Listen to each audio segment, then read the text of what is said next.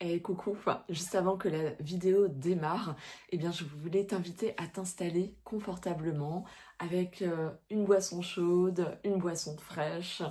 En tout cas, prendre un temps juste pour toi. C'est une vidéo qui est courte, mais suffisamment longue pour venir profiter de cet instant pour te poser et écouter, ou à l'inverse, être occupé à faire quelque chose, mais tout en étant, avoir cette écoute active. Donc voilà quoi. En tout cas, j'espère que ça te plaira. C'est un échange très spontané avec mon utilisation de la roue lunaire, mais aussi comment tu peux apporter, vivre ta magie de ton cycle féminin de façon plus alignée et plus ancrée. Donc voilà, j'espère que ce partage te plaira.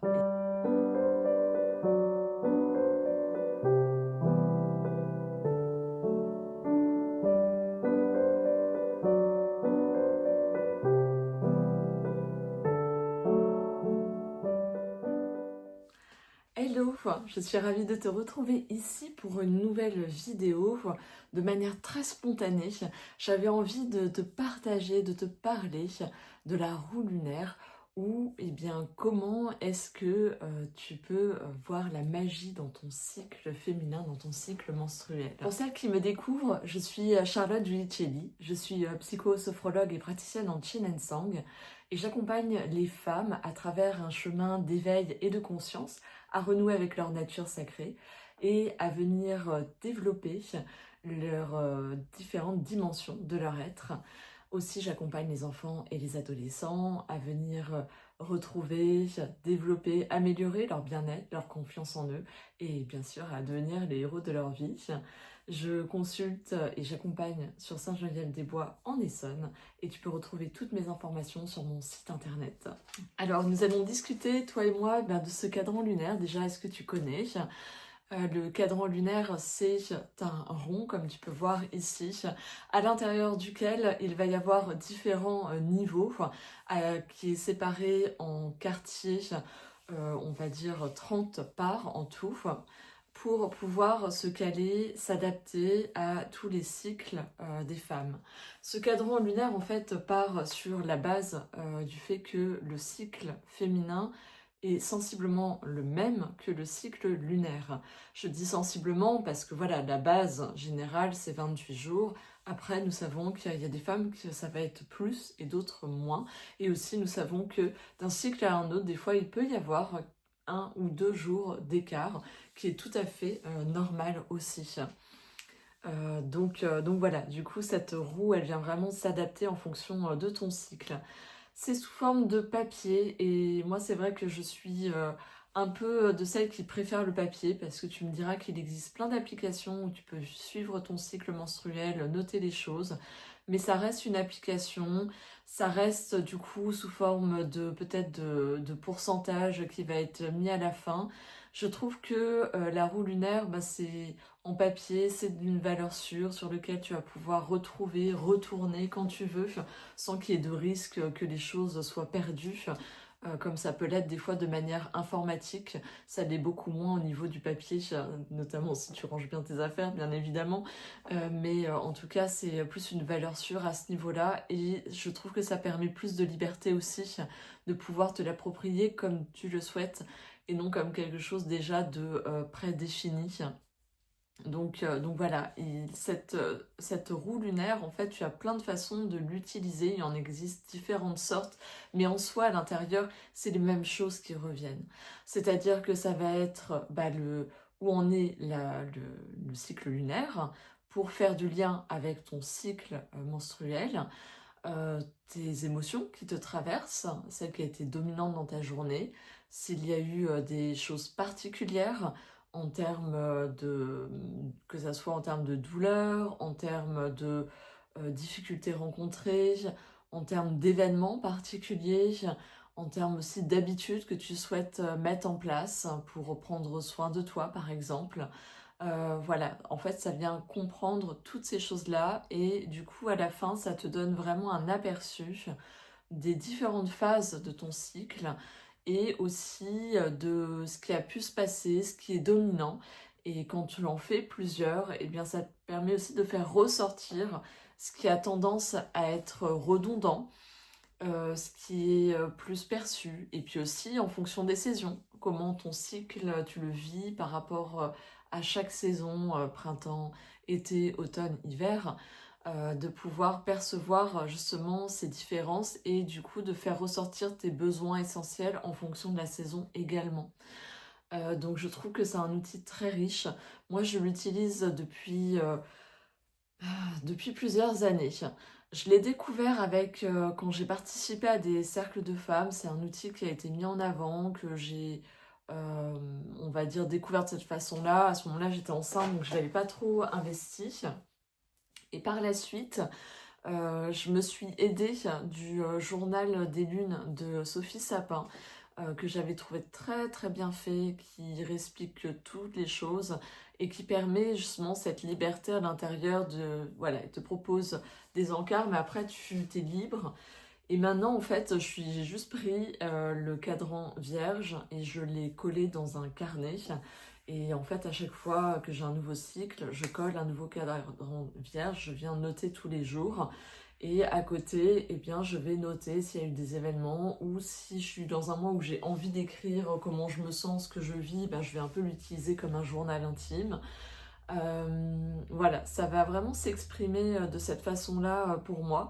Et je trouve que c'est vraiment un très bel outil, notamment pour te recentrer, venir te mettre vraiment à l'écoute de ce qui se passe dans ton corps, dans tes émotions aussi, dans ce qui se passe dans ta vie et faire comme ça du lien entre chaque. Ça m'a permis en tout cas de mieux me connaître, de mieux savoir justement qu'est-ce qui se passait pour moi, comment je vivais ces différentes phases de mon cycle et comment du coup j'ai arrêté de lutter aussi contre certains moments. Je pense à deux moments bien précis, que ce soit juste avant mes règles, où je suis beaucoup plus vulnérable dans le sens où j'ai tendance plus à me... comment dire? J'arrive pas à trouver le bon terme, je l'ai sur le bout de la langue, mais en tout cas, j'ai tendance à être défaitiste vis-à-vis de moi, à me voir plus, à voir les choses de façon plus négative, voilà, à remettre en question, si tu veux, pas mal de choses. Et maintenant que je l'ai vraiment fait, enfin, que c'est ressorti, eh bien, je m'y accroche moins. C'est-à-dire que je sais que ça va passer. Et en même temps, c'est intéressant d'observer comment ça se manifeste et à quel niveau. Si ce niveau professionnel, si ce niveau de mon corps, de ma façon d'être, voilà, ça va se manifester de différentes façons. Et il y a bien sûr le moment de mes menstruations où j'avais tendance avant à essayer de rester un peu linéaire, ce qui est pas possible en soi, mais du coup, voilà, il y a telle chose de prévu, il faut le faire et tout. Maintenant, je vais beaucoup plus accepter le fait que là, c'est ok en fait. Je suis pas en capacité de faire quoi que ce soit ou de mener ou de poursuivre tel ou tel projet là cette semaine, ces jours-ci, et qu'après je sais que ça va revenir et que c'est ok. Alors qu'avant, j'aurais été vraiment en lutte avec ça, comme si il n'y avait pas d'autre choix et qu'il fallait que ça se fasse là. Et donc, un peu ce truc très de rigueur qui finalement n'était pas aidante vu que ça allait contre nature, contre mon énergie du moment. Et au contraire, quand je suis juste après mes menstruations et que j'ai su me reposer, eh bien, je profite pleinement de cette énergie qui m'habite à ce moment-là, d'être très, comment dire, très productive du coup, dans tout ce que je peux faire, très efficace aussi, ça en ressort. Il peut y avoir le côté créativité au moment de l'ovulation, mais même ça m'arrive avant les règles d'avoir ce côté du coup très intuitif, mais qui est aussi créatif. Donc la consistance de ma créativité va aussi changer.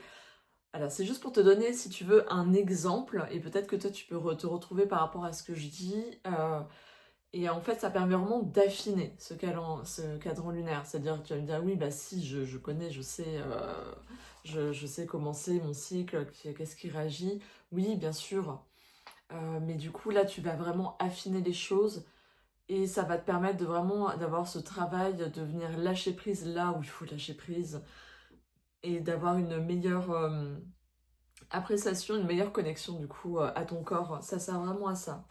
Ça va aider notamment les femmes qui prennent la pilule ou qui sont en ménopause ou voilà, pour X raisons non plus de cycle.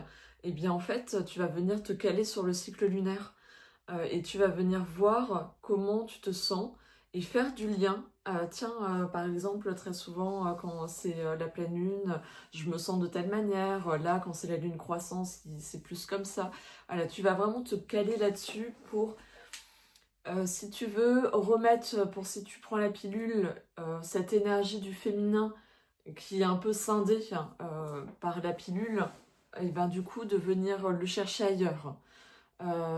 Et si tu es ménopausée, et ben c'est vraiment de te rendre compte que ton corps a en mémoire ce cycle que tu as vécu pendant tant d'années et que quelque part il continue d'exister. Donc ça te permet aussi ça de te rendre compte qu'en fait il est toujours là ce cycle.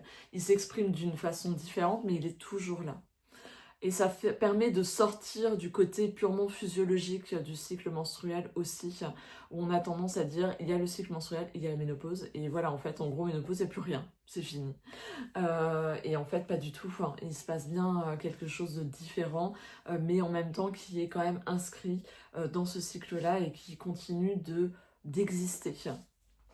Donc voilà, il y a vraiment cette nécessité-là par rapport à cette roue lunaire, de tout ce qu'elle vient t'apporter. Et puis en termes aussi de ce que tu souhaites mettre en place en termes d'habitude pour toi, que ce soit, tiens, il faudrait que je boive plus d'eau parce que j'en bois pas assez, ou j'aimerais développer une pratique régulière en yoga, ou eh ben, tiens, j'aimerais me remettre au dessin. Tu vois, ça peut être vraiment ces choses-là et c'est hyper intéressant parce que ça te permet, ça te fait un peu comme un trackers et de venir voir où t'en es par rapport à cette pratique. Est-ce que ça a été facile? Est-ce que t'en as eu envie, pas envie? Sans jugement, sans, comment dire, là aussi, prérogative que ça soit complètement rempli, mais plus une expression de ce qui est à ce moment-là. Et même les fois où voilà, pendant, je sais pas, 3 4 jours, jusqu'à une semaine où tu ne remplis pas ta roue lunaire, c'est pas grave. C'est-à-dire que tu reprends là où tu en es. Au moment où tu ressors, ah tiens, ça serait bien que je reprenne. Tant pis si t'es pas sur un nouveau cycle et qu'il y a ce trou-là, eh bien, ça veut exprimer quelque chose. Et donc, c'est le moment de noter. Ben voilà, pendant 7 jours, j'ai pas du tout été centrée peut-être sur moi à ce moment-là. Et donc, du coup, pas à prendre mon carnet pour noter comment je me sentais, où j'en étais. Et c'est vraiment intéressant, ça aussi, de pouvoir le signifier et dire, ok, ben voilà, quand il se passe ça, voilà, qu'est-ce qui se passe pour moi? Qu'est-ce qui, du coup, s'est mis en déséquilibre? Qu'est-ce qui a besoin, du coup, d'être rééquilibré? Qu'est-ce qui a été ok durant cette période où j'ai pas pris le temps de noter comment je vivais mon cycle. Ça permet aussi, la roue lunaire, de venir définir vraiment les différentes phases de ton cycle. C'est-à-dire que c'est pas égaux, quoi. Tu vas avoir une durée de menstruation, mais tu vas avoir aussi le ressenti. Sur quel ressenti tu es. Donc, ça te permet de te relier, si tu veux, aux archétypes en lien avec la roue lunaire. Donc, quand tu es dans tes menstruations, on parle de l'archétype de la femme sage, plutôt dans une intériorité et tout. Et à un moment donné, même quand c'est la fin, des fois, ça y est, t'y es plus. Même si tu continues à perdre du sang, du moins très très peu, ben, tu sais que ça y est, t'es déjà passé sur la phase de l'archétype de la jeune fille, quand t'as une énergie où tu vas de l'avant, où t'es pleine d'entrain et t'es prête à vraiment à faire le maximum de tes possibles. Tu vas être dans la phase mère quand tu sens que tu es dans cette forme de communication, de prendre soin de soi, prendre soin de l'autre. Tu vas être dans cette phase juste avant tes règles de l'enchanteresse, quand tu sens que tu es très intuitive, qu'il y a ouais, de cet ordre-là, qu'il y a cette intuition qui va être exacerbée, comme tu vas être un peu des fois dans un côté un peu noir, dans le sens de tes côtés ombres qui vont peut-être ressortir dans certaines situations. Ça va aussi permettre ça, de venir regarder ça au-delà de l'aspect physiologique du cycle, de voir qu'il y a des fois, il y a des périodes sur une énergie, ben, tu vas te dire, bah tiens, elle va durer plus de 7 jours, alors que celle-ci va être plus courte en termes de ressenti. Donc voilà, écoute, je crois que j'ai fait le tour. J'espère que ça t'aura plu, cet échange très spontané. J'avais pas envie de faire quelque chose de cadré, de guindé ou de trop pédagogique, mais juste comme une conversation, toi et moi, sur ce sujet-là. Dis-moi comment ça résonne pour toi.